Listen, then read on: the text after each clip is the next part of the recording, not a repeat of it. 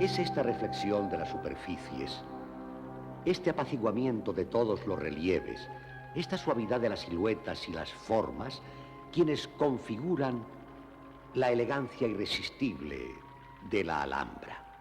El agua que cae y canta y que después se plasma y convierte en cristal y silencio. El agua que no tiene otro color sino el de aquello que ella contiene. El sol, la tierra, el cielo, también los árboles y las flores. Todo esto es lo que resume en la Alhambra este mirador de la Lindaraja, con los dos grandes arcos lobulados de su techo, los estucos vermiculados por la fermentación de la decoración, con sus dos ventanas gemelas, abriéndose sobre esa otra vegetación de las formas, la del jardín.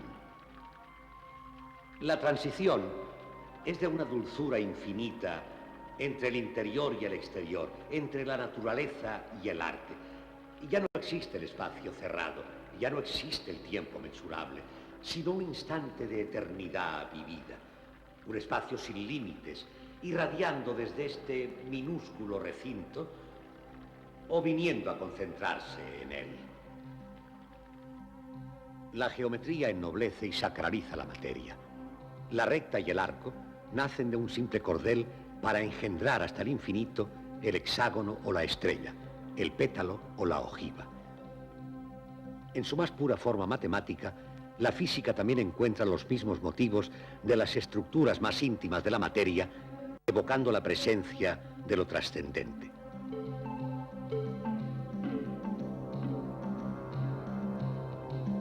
La presencia del uno en lo múltiple es la sinfonía de las formas arquetípicas encarnadas en el universo en el que se nos recuerda, a través del esplendor de las artes, su origen divino. En efecto, basta contemplar los aspectos cristalinos y geométricos de todo el arte y la arquitectura islámicos para constatar la situación de privilegio que las matemáticas tienen en la civilización islámica.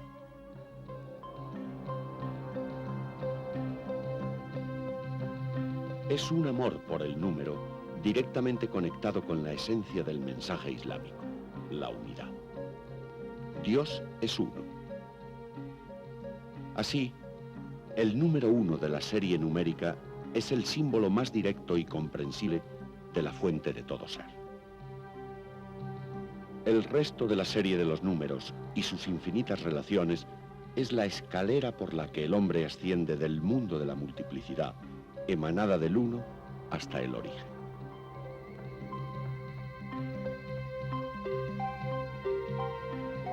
La ciencia de los números es la raíz de las ciencias, el elemento de la sabiduría, el origen de las ciencias divinas, el pilar del significado, el primer elixir y la gran alquimia.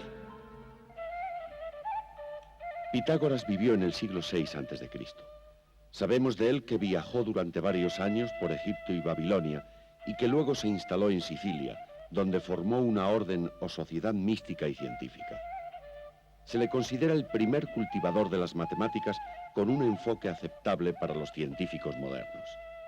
Estaba convencido de que el verdadero conocimiento solamente se consigue por la reflexión y la razón, y no a partir del mundo físico, de los sentidos, que le parecía sumamente poco de fiar e ilusorio.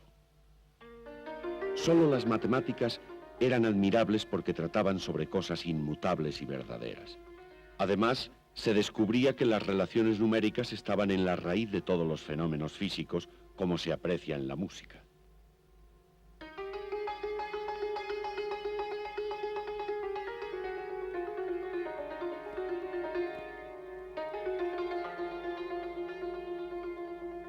Pitágoras unió la geometría con los números. No le interesaban los problemas de cálculo, sino las cualidades y principios superiores que su contemplación revelaba. Los números para él eran lineales, triangulares, cuadrados,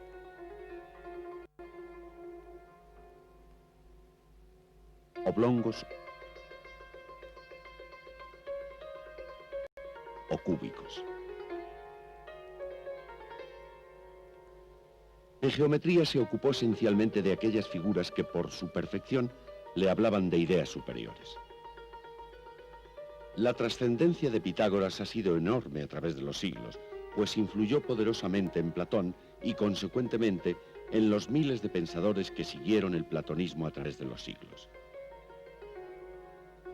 Al llegar el canto del cisne de la ciencia clásica, en la Alejandría helenística, las matemáticas ya suponían un importantísimo conjunto de materia netamente científica, con representantes tan sólidamente reconocidos como Euclides, cuyos elementos de geometría aún se estudian hoy día, siendo el libro de tema no religioso más traducido del mundo. Arquímedes, genial experto en calcular áreas y volúmenes de figuras. Y Diofanto, precursor del álgebra. Pero con ser enorme la aportación de los griegos a las matemáticas, nunca solucionaron un problema capital para el pleno desarrollo de esta ciencia.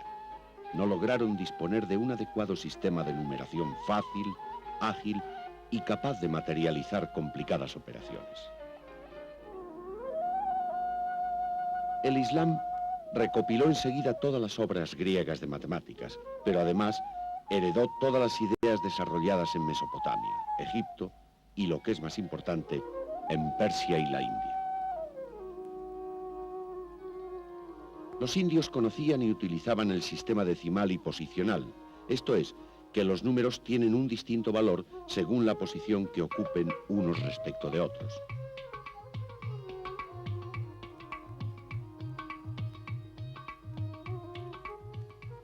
Además conocían el cero, con lo que su sistema, liberado de las letras del alfabeto y de otras fórmulas pseudonuméricas, era perfecto. Según Al-Biruni, los indios inventaron los números, ya que debido a la gran cantidad de alfabetos que se empleaban en su país, no podían utilizar ningún tipo de letras con un valor numérico generalmente admitido. Los árabes conocen los números indios a través de diversos compendios astronómicos llamados siddhantas, pero ellos les dieron otra forma, que es la que fue transmitida a Occidente y que se basa en el número de ángulos de cada cifra.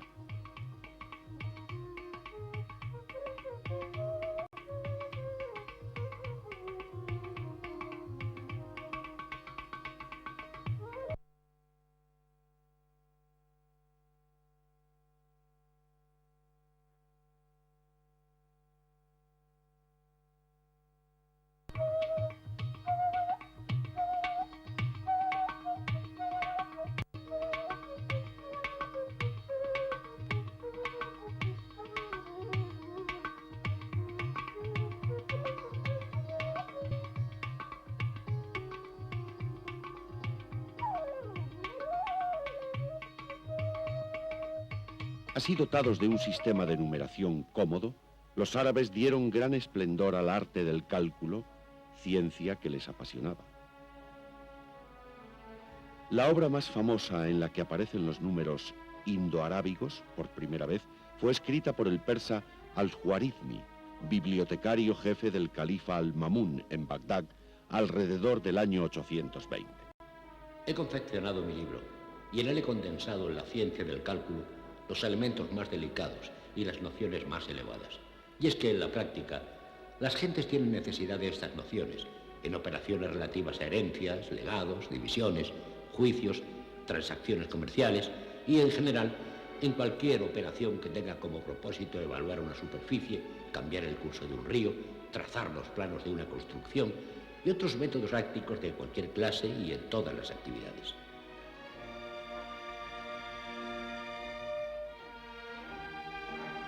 Su libro se llama Suma y Resta de la Matemática Hindú y fue traducido al latín en el siglo XII por el traductor inglés Adelardo de Bath. Este lo tituló Algorismi de Numero Indorum y causó una verdadera conmoción en Occidente.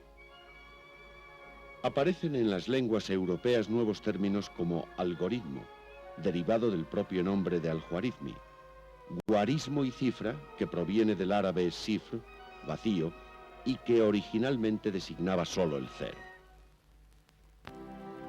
La ciencia de los números, a la que los árabes dedicaron un interés extraordinario, está en íntima conexión con el estudio de los cuadrados mágicos. Estos cuadrados numéricos tienen diversas cualidades, como puede ser el que, colocados los números en las casillas, según un cierto orden, la suma de los números de cualquiera de sus filas, columnas o diagonales será siempre la misma. Se conocieron cuadrados mágicos de hasta 36 componentes y sirvieron de base además para el enorme desarrollo del arte islámico, arte que casi en su totalidad descansa sobre cánones matemáticos de inspiración mística.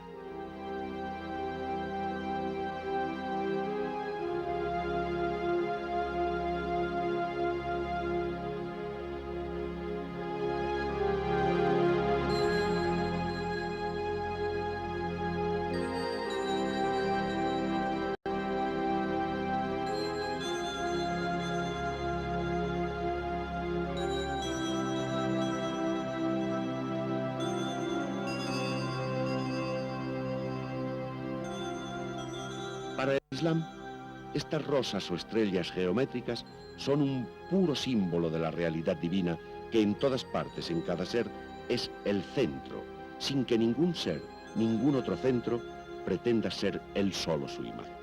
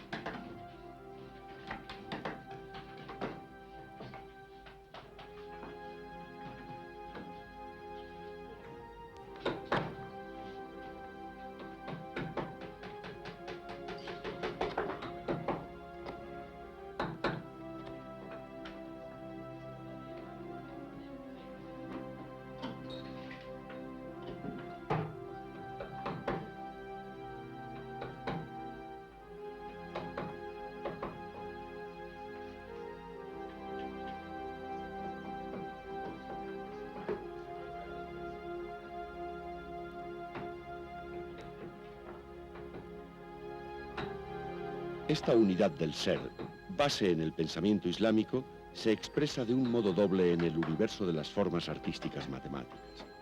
Al estar todas ellas trenzadas, enlazadas por la misma cinta, de la que no es posible encontrar su principio ni su final, y por la irradiación simultánea de la forma a partir de muchos centros.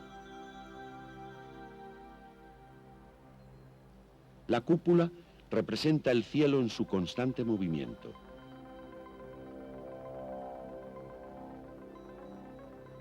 Los cuatro muros son el mundo terrenal dominado por los contrastes.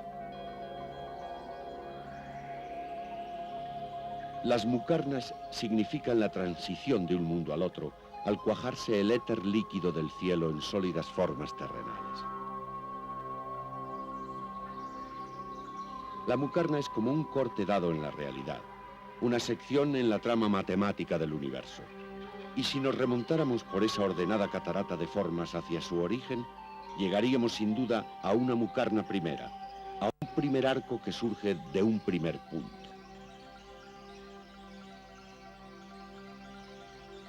Es una perfecta representación de la multiplicidad y la emanación que, viniendo desde un primer punto lejano, nos envuelve en su exquisita y patente infinitud sugerida. Al-Biruni escribió numerosos estudios sobre los cuadrados mágicos y las series numéricas a que daban lugar, El más conocido es el célebre problema del tablero de ajedrez. El inventor del ajedrez fue llamado por el rey, a quien se lo había obsequiado, para serle concedido en reconocimiento todo lo que pidiera. El inventor pidió que se le diera simplemente la cantidad de grano que vendría establecida al depositar un solo grano de trigo en la primera casilla, 2 en la segunda, 4 en la tercera, y así sucesivamente, doblando el número anterior de granos de casilla en casilla hasta completar las 64 cuadrículas del tablero. El rey aceptó la petición de buen grado, estimándola como humilde y comedida, pero pronto se dio cuenta de que no habría grano suficiente en todo el reino para satisfacer la demanda. Este problema, cuya exposición es típica de los textos científicos islámicos, fue resuelta por Al-Biruni. Con notación moderna, la fórmula que expresa la solución es: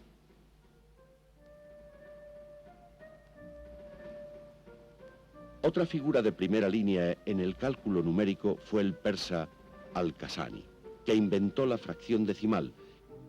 Hizo un cálculo muy preciso del número pi, construyó la primera máquina de calcular conocida y fue el primero en resolver el binomio de Newton, varios siglos antes de que apareciera Newton. Por todas partes del mundo islámico aparecen matemáticos que escriben centenares de obras importantes para el progreso de las matemáticas. Los hermanos Musa, David Ben Qurra, Al-Din al-Tusi y el célebre poeta Omar Khayyam, cuyos trabajos en álgebra seguirían los célebres algebristas italianos del siglo XVI, Tartaglia y Cardano. Las matemáticas ocupan una posición privilegiada en la civilización islámica como resultado del énfasis que hace la religión islámica en la doctrina de la unidad, a la que se alude constantemente en el arte sagrado que da forma al pensamiento abstracto de la tradición islámica.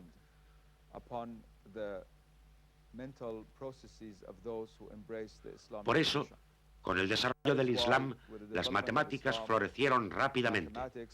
Y por eso, la filosofía pitagórica, expresada no solo por Pitágoras, sino por Nicómaco y otros neopitagóricos, interesó tanto a los musulmanes. Los musulmanes, en su mayor parte sobre la base de las matemáticas griegas y hasta cierto punto de las babilónicas, indias e iraníes, desarrollaron la geometría y la aritmética. Abrieron campos nuevos, tales como la trigonometría, que fue tratada como una ciencia independiente por los musulmanes, y el álgebra, que sobre la base del trabajo de Diofanto y algunos matemáticos indios posteriores, también fue desarrollada por separado, especialmente por el famoso Al-Khwarizmi, que dio nombre a la palabra algoritmo, y que escribió el primer libro importante de álgebra traducido a todos los idiomas europeos.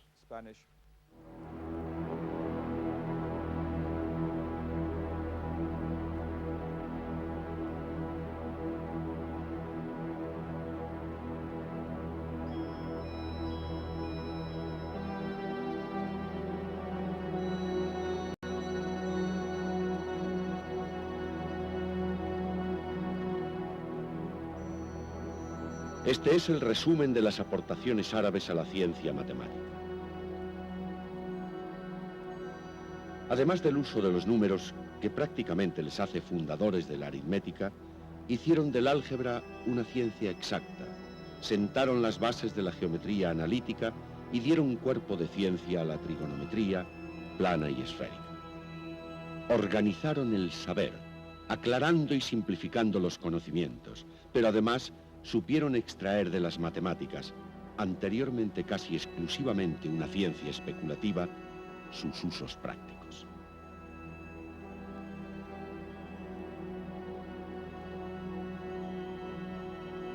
Pero sobre todo, el Islam encontró en las formas matemáticas el vehículo ideal para expresar, con una estética llena de sentido, su modo esencial de ver y comprender el mundo. ¿Qué nombre dar a esta realidad fuera del espacio y del tiempo, sino el de la presencia de lo divino, de ese momento de la gracia, en sentido a la vez estético y sentido religioso, el de la alegría sensual más elevada, el del éxtasis místico.